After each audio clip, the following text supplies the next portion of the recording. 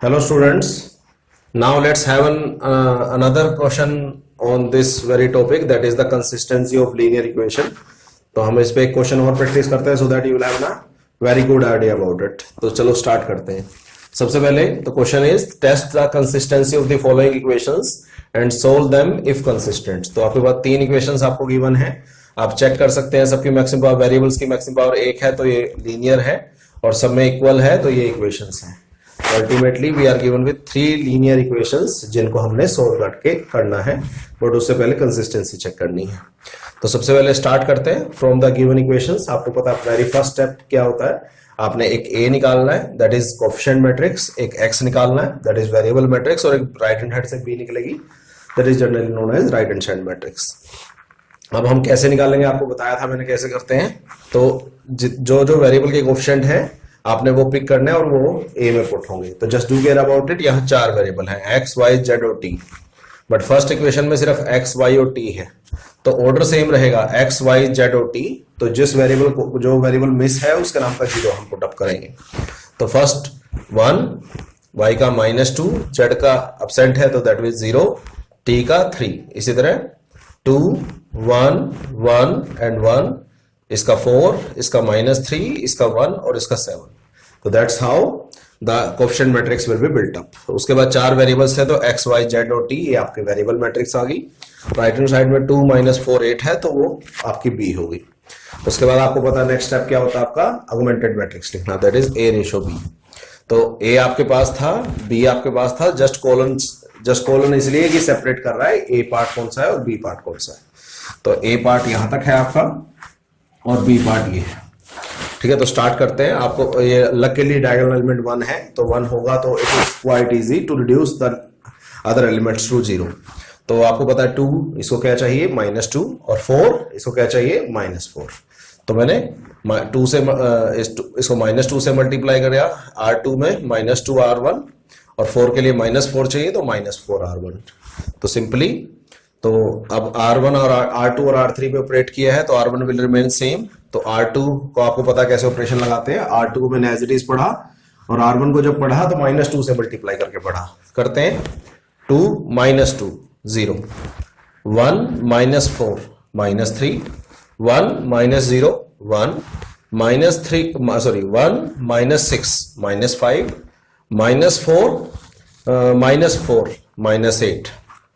Next 4 - 4 0, -3 -8 क्योंकि -4 से multiply कर रहे हैं R1 को इस केस में. ओके, तो -3 -4 sorry -8 -11, 1 - 0 1, 7 - 12, -5 8 minus it will be 8. yes, 8 - 8 that will be simply 0. तो that's how हमने इनको इन दोनों एलिमेंट्स को रिड्यूस कर दिया. तो डायगोनल एलिमेंट को 1 कब बनाना है, ठीक है 1 बनाना तो दैट इज ऑलवेज गुड. ठीक है, 1 कब नहीं बनाना मैंने बताया था लास्ट लेक्चर में. देखते हैं अगर लेट्स सपोज जिसको रिड्यूस टू 0 करना है वो ऑलरेडी उसका मल्टीपल हो. लेट्स सपोज डायगोनल एलिमेंट 2 है और उसको जिसको 0 करना है वो 4 और 6 है तो आप 2 की हेल्प से ही उनको 0 बना सकते हैं. तो you are not suppose to या it is optional for you to reduce them to 1. चलो नेक्स्ट बात करते हैं. अब कायदे से इस डायगोनल एलिमेंट की जिम्मेवारी है अपने नीचे वाले सबको 0 करना. ये डायगोनल एलिमेंट -3 है बट ये 11 है तो ये 3 का मल्टीपल नहीं है 11, तो इसीलिए इसको 3 को 1 बनाना ही पड़ेगा. अदर देन दैट हमारे पास कोई ऑप्शन नहीं बचा. तो 3 को 1 कैसे बनाएंगे, या तो इंटरचेंज करके बनाते हैं, यहाँ इंटरचेंज करके कुछ मिल नहीं रहा मुझे, या ऑपरेशन लगा के वो जनरली टफ होता है और लास्ट पे डिवाइड करके. तो I will opt for the last option. तो मैं R2 को डिवाइड कर रहा हूँ -3 से। तो जब मैंने -3 से डिवाइड किया, R1 सेम रही, -3 से डिवाइड करो, ये 1 होगी, ये कितना हो गया -1/3, ये 5/3 और ये 8/3। मैंने -3 से डिवाइड कर दिया। R3 will remain as it is. तो R2 को मैंने -3 से डिवाइड करके यहाँ डायगोनल को 1 बना लिया। Now diagonal has been reduced to 1। अब डायगोनल को 1 किया तो अल्टीमेटली मुझे क्या करना है, -11 को 0 करना। तो -11 को 0 करने के लिए क्या चाहिए, +11। तो R3 +11 R2। तो सिंपल है। तो जब भी जिसको 0 करना है आप देख लीजिए उसको क्या रिक्वायरमेंट है, उसके प्रोपोर्शनली आप मल्टीप्लाई या डिवाइड कर दीजिए, जो भी होगा। तो यहाँ 11 से मल्टीप्लाई कर लिया। तो मैं R3 को एज इट इज पढ़ूंगा और जब R2 को पढ़ूंगा तो +11 से मल्टीप्लाई करके पढ़ूंगा। तो चलो let's have a look over here. तो 0 + 0, ये R1 as it is, R2 as it is, R3 पे चेंज हो रहा है सिर्फ। तो 0 + 0 that is 0, -11 + 11 that is 0, 1। अब इसको 11 से करो मल्टीप्लाई, -11/3, 1 -11/3। नेक्स्ट स्टेप में सोल्व कर दूंगा मैं इसको। -5 + 55/3, तो -5 + 55/3 आ जाएगा ये, क्योंकि 11 से मल्टीप्लाई किया। और 0 प्लस आप इससे करेंगे 11 से तो 88/3 आएगा। तो ऐसा हमने लिख लिया। ठीक है, आप दोनों काम सोल्व भी उसी स्टेप में कर सकते थे, बट मैंने for the sake of convenience कि भी आपको समझ में आए, इसलिए मैंने एक स्टेप फालतू कर दिया। तो R1 is same to same, R2 is same to same. मैंने इसको सिंप्लीफाई कर लिया। तो 0 and 0 आर सेम। 1 इसको एलसीएम लोगे तो it will remain out to -8/3। इसका एलसीएम लोगे -15 + 55 40/3 और फाइनली 88/3। तो इस तरह से ये आपका फाइनली लास्ट मैट्रिक्स आ गई। अब इसके बाद नेक्स्ट डायगोनल ये बनता है, बट इसने किसी को 0 नहीं बनाना, क्यों, नीचे 0 बनाते हैं, ऊपर तो 0 बनाना ही नहीं। तो नेक्स्ट एलिमेंट ये बनता है, इसे नीचे 0 किसी को बनाना नहीं। तो that's why we will not proceed any further. हमारा काम खत्म हो चुका है। अब इसके बाद रैंक का काम बचता है। तो let's have a look on rank. आपको रैंक किस किस का निकालना है, एक A का और एक A/B का। ठीक है, A का रैंक निकालिए। Non zero row, non zero row, non zero row, all 3 rows are non zero. तो row rank of A is 3। मैंने बताया था A के रो रैंक को R से भी रिप्रेजेंट करता है, तो you can use the R as well. इसी तरीके से A/B, non zero row, non zero row and non zero row. तो all 3 rows are non zero as well for A/B। तो इसका रैंक भी 3 आएगा। और रैंक ऑफ A/B को जनरली R' से रिप्रेजेंट करते हैं। तो आपकी कॉल है, आप पूरा रो रैंक लिखिए या R और R' लिखिए, तो ये इट्स योर कॉल। तो मैंने चेक किया यहाँ पे R की वैल्यू भी 3 है, R' की वैल्यू भी 3 है, बोथ आर इक्वल। तो जैसे ही रैंक ऑफ A और रैंक ऑफ A और रैंक ऑफ A/B इक्वल होता है, तो आपको पता है वो इक्वेशंस हमेशा क्या होती हैं, कंसिस्टेंट। तो इक्वेशंस होगी कंसिस्टेंट। और जैसे ही वो कंसिस्टेंट होती है, उसके बाद 2 ऑप्शन होते हैं, या तो नंबर ऑफ वेरिएबल्स के भी बराबर होगा वो, या नंबर ऑफ वेरिएबल से कम होगा। यहाँ नंबर ऑफ वेरिएबल देखे क्वेश्चन में कितने, X, Y, Z और T, 4 वेरिएबल है। तो here n that is number of variable is 4 और रैंक कितना है, 3। रैंक आया 3, नंबर ऑफ वेरिएबल है 4। तो ऑब्वियसली जो आपका रैंक है वो 3 है, बट वो नंबर ऑफ वेरिएबल से लेस है। तो rank is less than number of variable. तो आपको बताया था जब भी rank less than number of variable आएगा तो हमेशा क्या आएगा, इनफाइनाइट सॉल्यूशन। तो पिछले क्वेश्चन में एग्जांपल में हमने यूनिक सॉल्यूशन का एग्जांपल किया था, और यहाँ पे हमने इनफाइनाइट सॉल्यूशन है। अब now we are only pending with the solution part. अब हम सब कुछ कर चुके हैं, नेचर वगैरह निकाल चुके हैं। उसके बाद now we are just pending with the solution part. क्योंकि उसने बोला था पहले टेस्ट का कंसिस्टेंसी करनी है, और उसके बाद अगर वो कंसिस्टेंट है तो सॉल्यूशन निकालना है। Now solution is written as Ax is equal to B। बताया था मैंने आपको ये। What is A?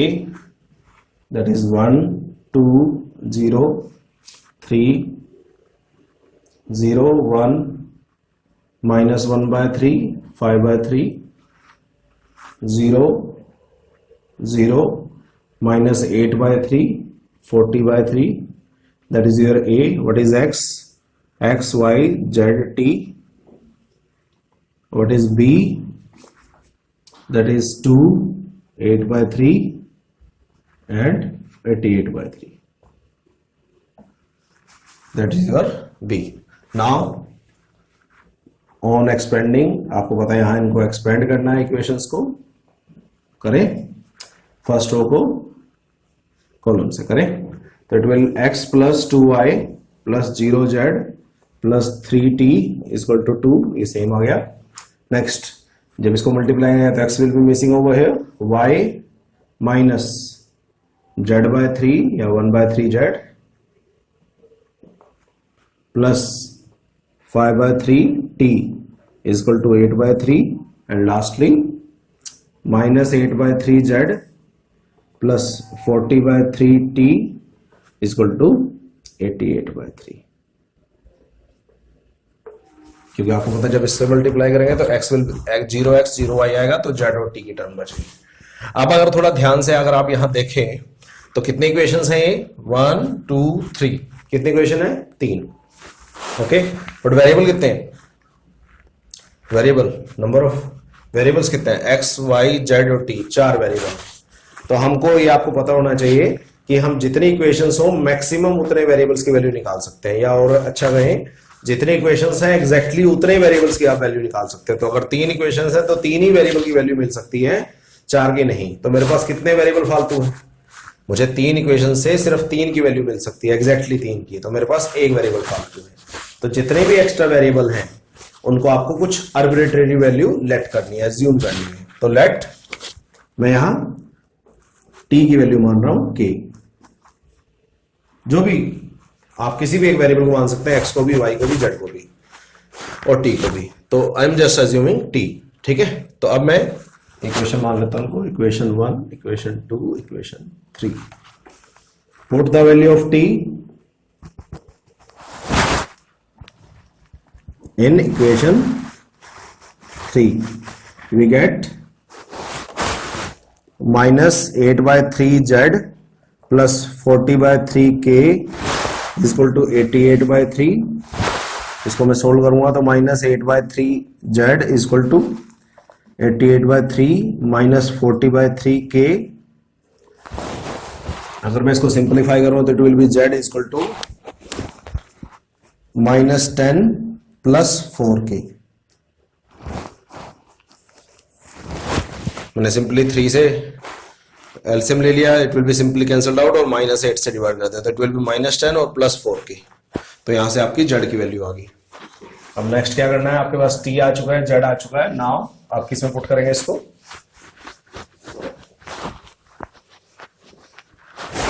Now put values of z and t in equation 2 we get, ठीक है।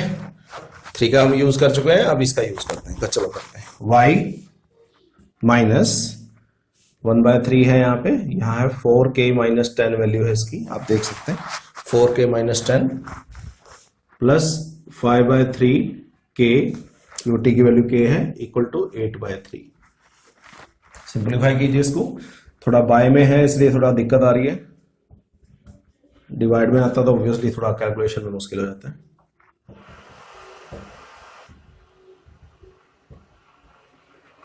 It will sold out to be, मैं थोड़ा सिंप्लीफाई कर रहा हूं, ये दोनों k की टर्म्स हैं, दे विल एडेड अप, और k/3 बचेगा प्लस 10/3 इक्वल टू 8/3। तो y की वैल्यू कितनी बची, 8/3 minus k/3 minus 10/3। It will sold out to be minus k/3 और minus 2/3. That is your y, ठीक है। तो y की वैल्यू मैंने सिंपली निकाल ली, पुट किया, t तो मैंने एज्यूम किया था, t की वैल्यू यहां पुट की, यहां से z निकल गया, z और t की वैल्यू यहां पुट की इक्वेशन 2 में, तो यहां से y निकल गया। Now I am pending with the x value, correct.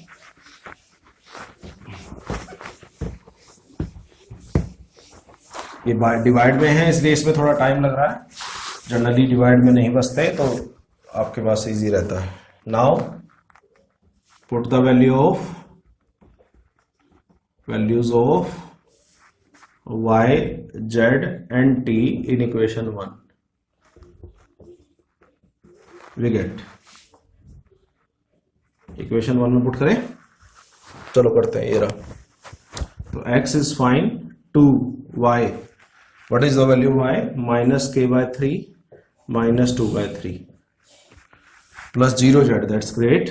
0z है वहां पे, 0 ही है, 0z है, तो आपको जरूरत नहीं है पुट करने की। और 3t, t is k equal to 2, तो x -2k/3 -4/3 plus 3k equal to 2। आप एलसीएम ले सकते हैं यहाँ पे, वो आपकी कॉल है, मैं k की टर्म्स को इकट्ठा कर रहा हूँ। तो 2k/3 है और ये k की टर्म्स है, तो दे विल एलसीएम आएगा 3, 9 प्लस 7k/3 आएगा यहाँ पे, -4/3 that is 2, x equal to 2 plus -7k/3 plus 4/3 that will solve out to be -7k/3 और 6 प्लस 10/3, ठीक है। तो t हमने एज्यूम किया था, क्यों? क्योंकि हमारे पास 3 इक्वेशंस थी और हम मैक्सिमम एग्जैक्टली 3 वेरिएबल्स की वैल्यू निकाल सकते हैं। तो x y z को मैंने एज सच रखा, t को एज्यूम कर लिया। इट्स योर कॉल कि आप किस वेरिएबल को लेट कर रहे हैं। मैंने यहाँ t को लेट किया, t की वैल्यू यहाँ पुट की, z निकल आया, z और t की वैल्यू यहाँ पुट की, y निकल आया, और x y z t की वैल्यू फर्स्ट इक्वेशन में पुट की, वहां से x निकल आया। Now the solution is given as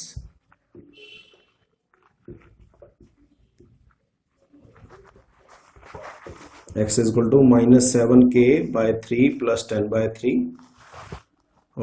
y is equal to -k/3 -2/3, z is equal to 4k minus 10 and t is equal to k. तो that's your answer. ठीक है, तो ये आपका आंसर आया। तो that's how you are supposed to solve the questions. ठीक है। अब जनरली मैक्सिमम बच्चे कंफ्यूज रहते हैं कि सर इसको इनफाइनाइट सॉल्यूशन क्यों बोलते हैं, कि उसमें कितने सॉल्यूशन आए थे, इनफाइनाइट। तो अभी इनफाइनाइट तो लग नहीं रही, इनफाइनाइट सॉल्यूशन क्यों बोल रहे हैं। अब एक चीज बताइए, टी की वैल्यू कितनी है, के। अब किसी पर्टिकुलर के की वैल्यू कितनी सोच सकते हो आप। लेट्स सपोज आप एक वैल्यू सोचते हो के की, कुछ भी सोच सकते हो। अगेन एज्यूम 1, 2, 1/2, 2012, कुछ भी 5/7, कुछ भी सोच सकते हो। तो कोई के की कितनी वैल्यू सोच सकते हो तुम, बहुत सारी, मतलब इनफाइनाइट।